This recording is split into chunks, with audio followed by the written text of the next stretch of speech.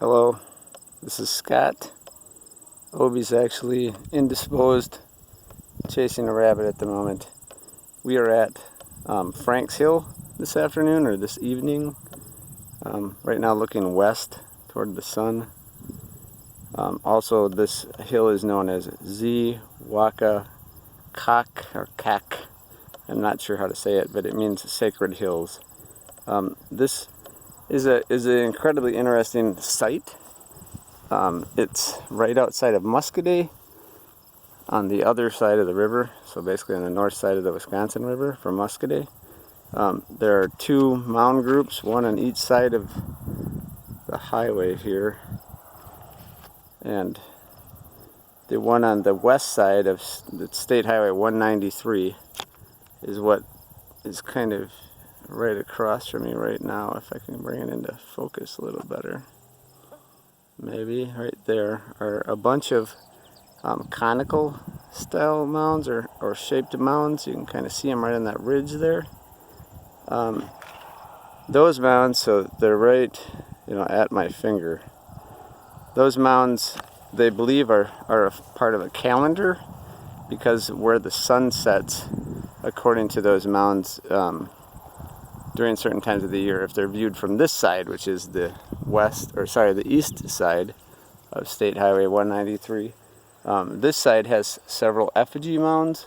So they're effigies, or that means in the shape of something else. So beautiful, amazing sight. This one has several different animals, or what they believe to be, representations of animals. This mound I'm looking at here is in the shape of a bird. Some people say maybe a peregrine falcon because of the way the wings are. There's a buffalo actually on the other side of that one. There's a coiled snake here, or what they believe is a coiled snake.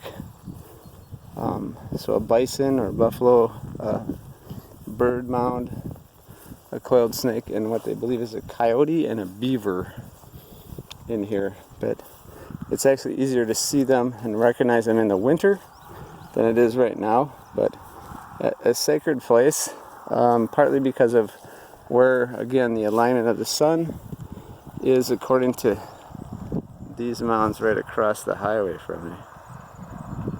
This is a pretty phenomenal thing when you consider that these mounds were built, they believe, approximately 700 AD to 1200 AD.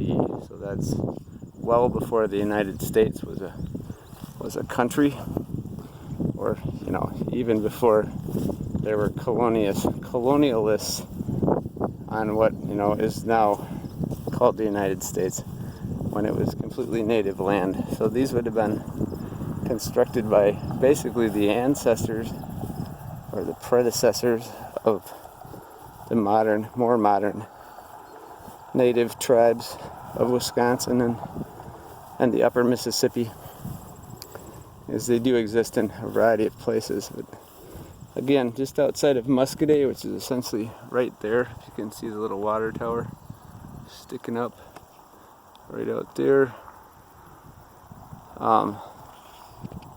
just on the other side of the Wisconsin River. Beautiful place to stop and visit, and to think about, consider what actually these represent, the amount of time and effort it took to build them.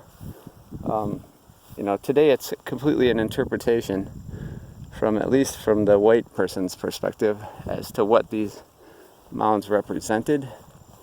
But a gorgeous area, and there are many effigy and other mounds, ceremonial mounds, or earthen works.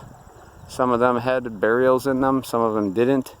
So they range all along the Wisconsin River and the Mississippi River, from easily from Cahokia, which is just in Illinois across from St. Louis, all the way up past La Crosse, Wisconsin, and along the Wisconsin River, even on the other side of Madison, which is beyond the Wisconsin River, closer to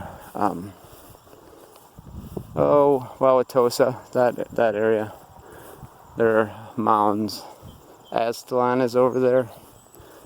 So an amazing prehistory to what, you know, the United States history is for the people that existed here long before white people, white Europeans came across the ocean and took this land from the native people. So some interesting stuff to contemplate, some cultural stuff that many of us don't even fully understand because we don't know it, and they didn't have a written alphabet, so a lot of it has been lost. But a beautiful view. Hope you all get some time to think about history, about the people that were here before us. You know, the people that if you're a white European or from white European ancestry, the people that we took this place from.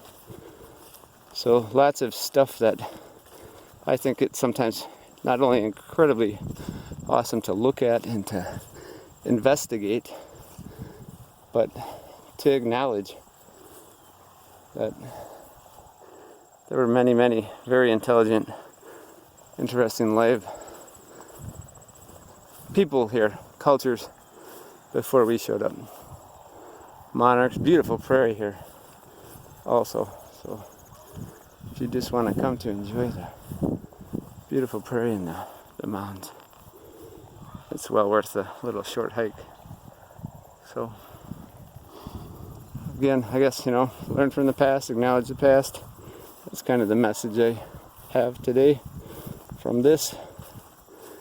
And some of our past is not necessarily from, you know, the white European perspective completely infallible and good. We definitely have some negative things, but not all of us were involved in that.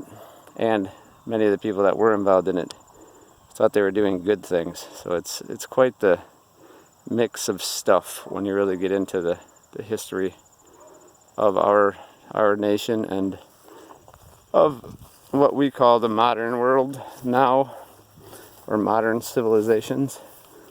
So there were many, many people in many places long before we created what we call the modern civilizations and world. Okay, hope you get something out of this. Hopefully you're staying socially distant but not socially isolated. This coronavirus is still a pandemic and still very potentially bad, and it has been worse lately in our area. So hopefully you're doing well. Take care, stay safe. I'll talk to you next time.